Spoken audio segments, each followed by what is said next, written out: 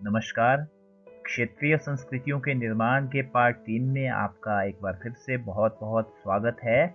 पिछले कल हमने अपनी वीडियो खत्म की थी लघु चित्रकला के संबंध में, तो आज उसी क्रम को आगे बढ़ाते हुए चलिए वीडियो को शुरू करते हैं।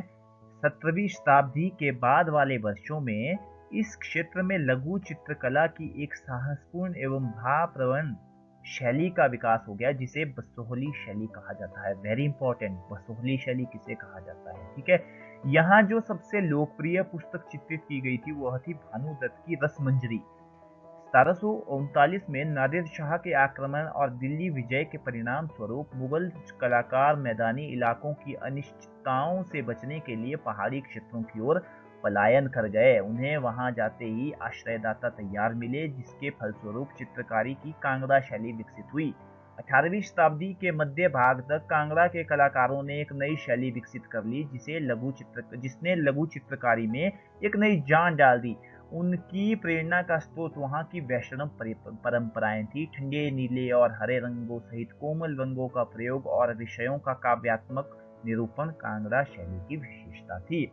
स्मरण रहे कि साधारण स्त्री पुरुष भी बर्तनों, दीवारों, कपड़ों, फर्श आदि पर अपनी कलाकृतियां चित्रित करते थे।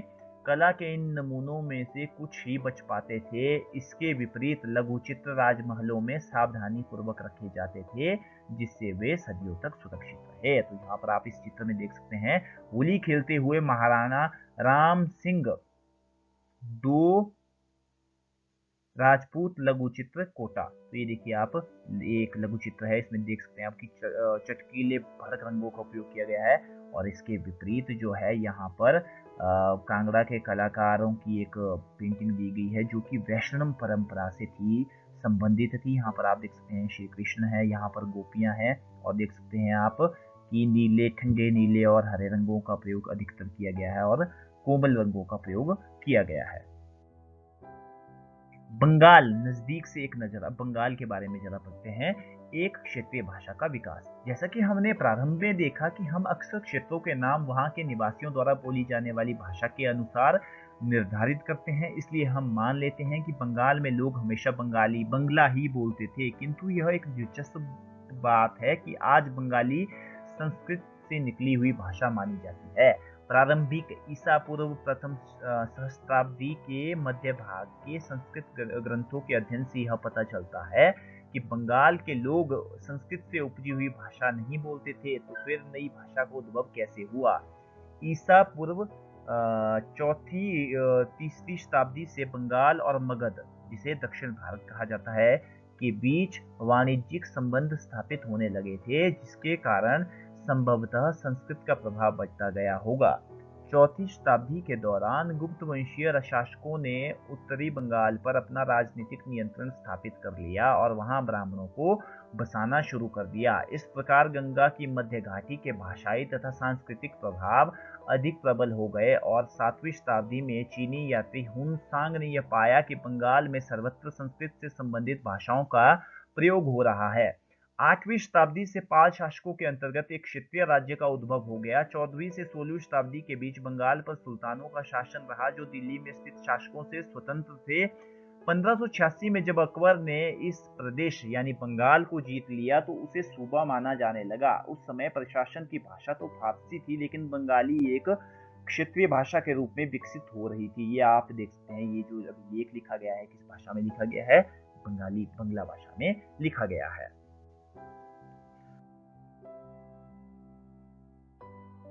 वस्तुतः 15वीं शताब्दी तक आते आते उपभाषाओं तथा बोलियों का बंगाली समूह एक सामान्य साहित्यिक भाषा के द्वारा एकबद्ध हो गया। यह साहित्यिक भाषा उस क्षेत्र के पश्चिमी भाग की बोलचाल की भाषा थी, जिसे अब पश्चिम बंगाल कहा जाता है। यद्यपि बंगाली का उद्भव संस्कृत से ही हुआ है, पर यह अपने क्रम विकास की अनेक अवस्थाओं से गुजरी है। इसके अलावा गैर संस्कृत शब्दों का एक विशाल शब्द भंडार, जो जनजातीय भाषाओं, फारसी और यूरोपीय भाषाओं सहित अनेक स्रोतों से प्राप्त हुआ है, आधुनिक बंगाली का एक हिस्सा बन गया है।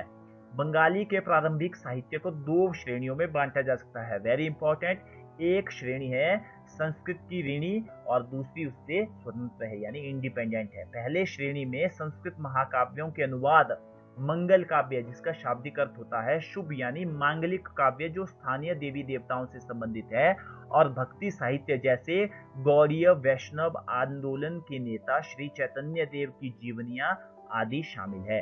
दूसरी श्रेणी में नाथ साहित्य शामिल है, जैसे मैनामती, गोपीचंद्र के गीत, धर्म ठाकुर की पूजा से संबंधित कहानियां, परी कथाएं, लोक कथाएं और गाथा गीत। मैनामती, गोपीचंद्र और धर्म ठाकुर के बारे में तो पढ़ लेते हैं। नाथ लोग सन्यासी होते थे जो तरह तरह की यौगिक क्रियाएं करते थे। यह गीत विशेष जो अक्सर अभिनीत किया जाता है, यह बताता है कि रानी मैनामती ने अपने पुत्र गोपीचंद को अनेक बाधाओं के समक्ष संन्यास का मार्ग अपनाने को किस प्रकार प्रोत्साहित किया था। धर्म ठाकुर एक क्षेत्रीय लोकप्रिय देव है जिसकी पूजा अक्सर एक पत्थर या काठ की मूर्ति के रूप में की जाती है। ठीक है। पहली श्रेणी के ग्रंथों का काल निर्णय करना अपेक्षाकृत सरल है, क्योंकि ऐसी अनेक पांडुलिपियां पाई गई है जिनमें यह इंगित किया गया है कि इनकी रचना 15वीं शताब्दी के उत्तरार्ध और 18वीं शताब्दी के मध्य भाग के बीच की गई थी।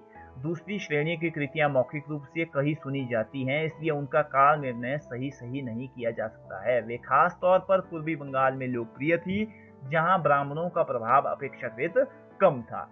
अब हम पढ़ेंगे पीर और मंदिर। ठीक है, तो पीर किसे कहते हैं, यहाँ पर देखिए पीर जो है ये फारसी भाषा का एक शब्द है जिसका मतलब होता है आध्यात्मिक मार्गदर्शक। ठीक है।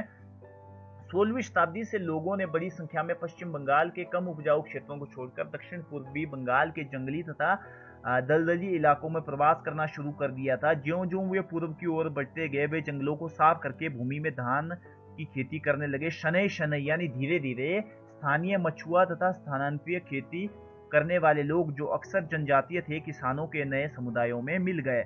इन्हीं दिनों बंगाल पर मुगलों का नियंत्रण स्थापित हो गया, जिन्होंने पूर्वी डेल्टा प्रदेश के केंद्रीय भाग में स्थित ढाका नगर में अपनी राजधानी स्थापित की। अधिकारी और कर्मचारी लोग भूमि प्राप्त करके अक्सर उस पर मस्जिदें बना देते थे, जो इन इलाकों के धार्मिक रूपांतरण के केंद्रों के रूप में काम आती थी। आरंभ में बाहर से आकर यहाँ बसने वाले लोग इन अस्थिर परिस्थितियों में रहने के लिए कुछ व्यवस्था या आश्वासन चाहते थे। वे सुख सुविधाएं तथा आश्वासन उन्हें समुदाय के नेताओं ने प्रदान की। ये नेता शिक्षकों और निर्णायकों की भूमिका भी अदा करते थे। कभी कभी ऐसा समझा जाता था कि इन नेताओं के पास अलौकिक शक्तियां हैं, यानी उनके पास कोई दिव्य शक्तियां हैं। स्नेह और आदर से लोग इन्हें पीर कहा करते थे। जैसे मैंने बताया कि पीर का क्या मतलब होता है, ये फारसी भाषा का एक शब्द है और इसका मतलब होता है आध्यात्मिक। इस पीर इस पीर श्रेणी में संत और सूफी और अन्य धार्मिक महानुभाव, साहसी उपनिवेशी, देवत्व प्राप्त सैनिक और योद्धा, विभिन्न हिंदू एवं बौद्ध देवी देवता, यहाँ तक कि जीवात्माएं भी शामिल हो गई। पीरों की पूजा पद्धतियां बहुत लोकप्रिय होगी और उनकी मजारें जो है बंगाल में अभी भी सर्वत्र पाई जाती है। और बाद में क्या हुआ, जब स्थानीय देवी देवता जो पहले गांव में छान छप्पर और झुपड़ियों में पूजे जाते थे, ब्राह्मणों द्वारा मान्यता प्रदान कर दी गई, तो उनकी प्रतिमाएं जो है वो मंदिरों में भी स्थापित कर दी जाने लगी। अब देखिए इन मंदिरों की शक्ल और आकृति बंगाल की छप्परदार झोपड़ियों की तरह दो चला होती थी या चौचाला होती थी, और अपेक्षाकृत अधिक जटिल चौचाला चार छतों वाली ढांचे में चार कोणीय छतें चार दीवारों पर रखी जाती थी, जो ऊपर तिर्यक रेखा या एक बिंदु तक जाती थी। मंदिर आमतौर पर एक वर्गाकार चबूतरे पर बनाए जाते थे। उनके भीतरी भाग में कोई भी सजावट नहीं होती थी, लेकिन मंदिर की बाहरी दीवारों पर चित्रकारियां, सजावटी टाइलें और मिट्टियों की पट्टियां होती थी। ठीक है। मछली भोजन के रूप में, तो परंपरागत भोजन संबंधी आदतें आमतौर पर स्थानीय रूप से उपलब्ध खाद्य पदार्थों पर निर्भर करती थी।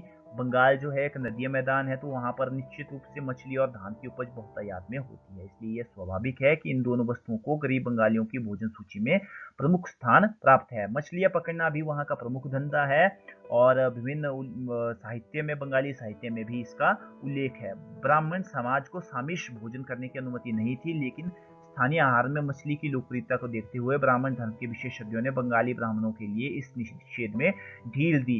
बृहद धर्म पुराण, जो बंगाल में रचित 13वीं शताब्दी का संस्कृत ग्रंथ है, ने स्थानीय ब्राह्मणों को कुछ खास किस्मों की मछलियों को खाने की अनुमति दे दी। यानी जो ब्राह्मण थे उनको पहले मांस खाने की अनुमति नहीं थी, लेकिन बंगाल में मछली की लोकप्रियता जो कि उनका स्थानीय आहार भी था, उसको देखते हुए उन्होंने जो वहाँ के बंगाल के ब्राह्मण थे उनको कुछ खास छूट दी और कुछ खास किस्मों को खाने की उनको अनुमति दी।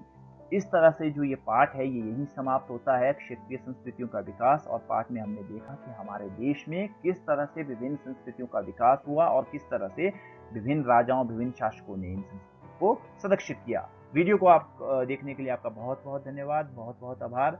जय हिंद, जय हिमाचल।